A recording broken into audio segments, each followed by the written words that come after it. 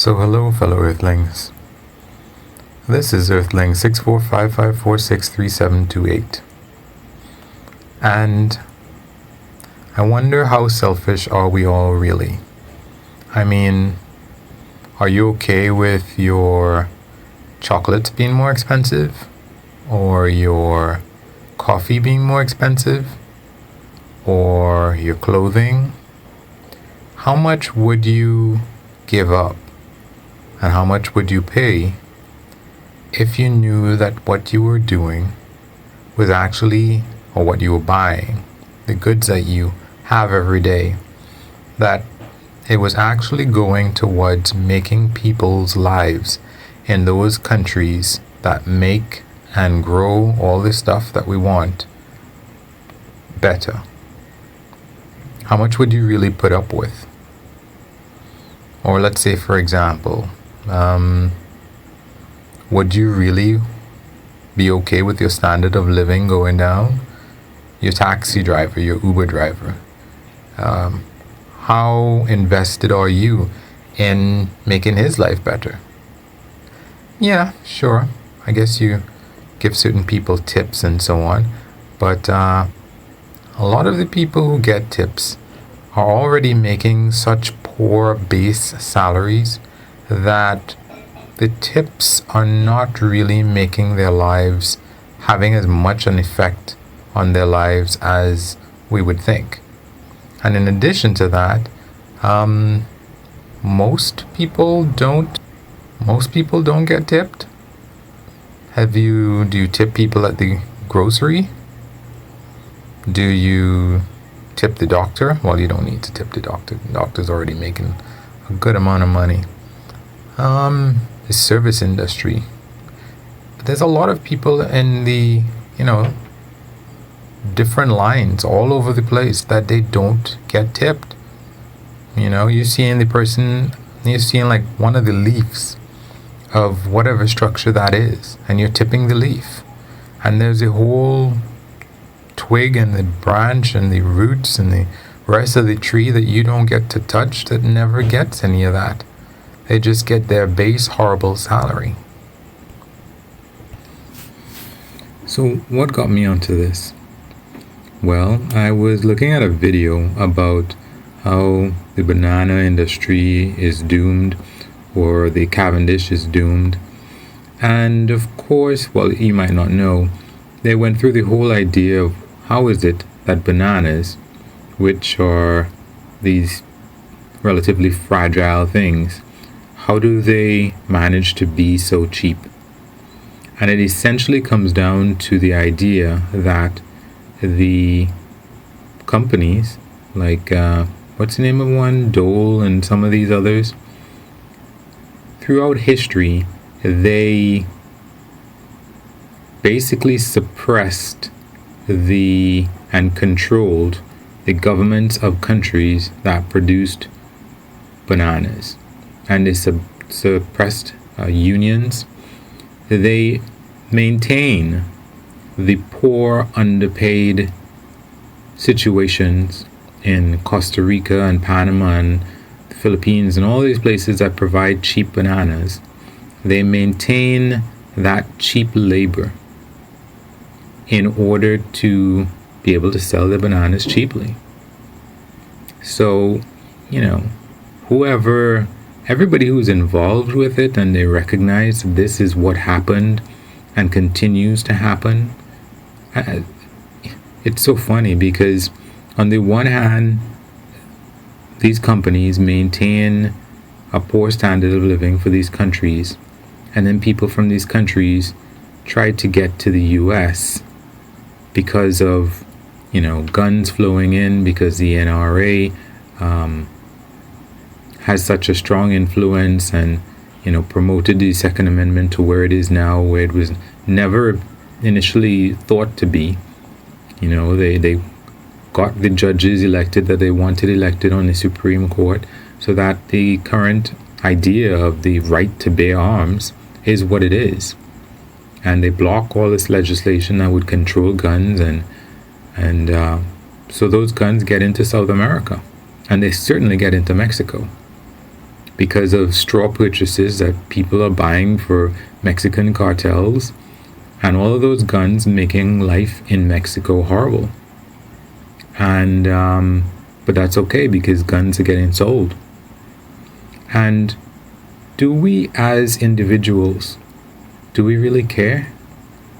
Do we really care that for us to get a raise, it means that more bad things, maybe it's guns, maybe it's, I don't know, burgers, maybe it's bananas. The bananas are selling well. So that means that, we are maintaining the situation where poor families in all of these countries can't improve their lot so that we can have cheap bananas. We don't really want them to have a higher standard of living. We say that, okay, eventually the developing countries, they'll get developed and as time passes, things are... No. I think this is part of what people call neocolonialism, meaning that, a lot of these countries, they have their freedom on paper, that they are countries that are independent, but large companies basically run them. I mean, I think there was an example in one article I read where France has intervened about 40-something times in Africa in order to maintain its interests in Africa. I thought that was amazing. Not to make sure that there was peace, but to maintain whatever interests that were there. And it's just when I think about it, the bombs and the grenades and the planes and the landmines that are sold, that people use in these wars, that people then heap scorn on the countries that have these civil wars because of how backward they are when they're being sold these guns. And the best that they can do is to sell commodity products because nobody wants anything else from them. And companies that purchase these commodity products make sure that they have a firm grip on the politics and the politicians in these countries, so that really colonialism never died. On paper, these people are independent and they are self-determining, but in reality they aren't. They're just sources of commodities, and in return these high value goods are sold back to them, to whoever manages to, I guess, maintain these situations. The very richest people who are part of the system, they have enough money to buy these high value products.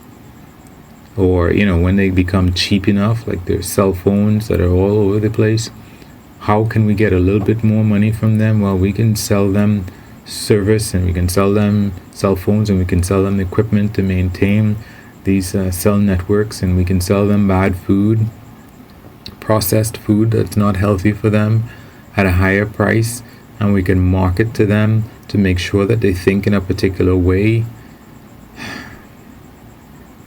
Yeah, I don't really, I have my videos that are about companies being the new predators and the new everything that we thought that we got rid of.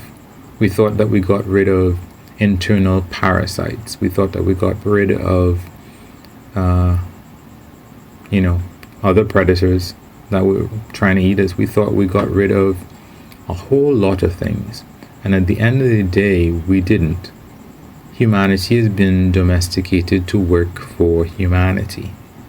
And even some of the very richest people, these billionaires, millionaires, whatever, they are domesticated as well to look at the entertainment that is sold, to look at to buy the products that are sold, whether it's fantastic housing, whether it is, nights out vacations, or whether it is big yachts.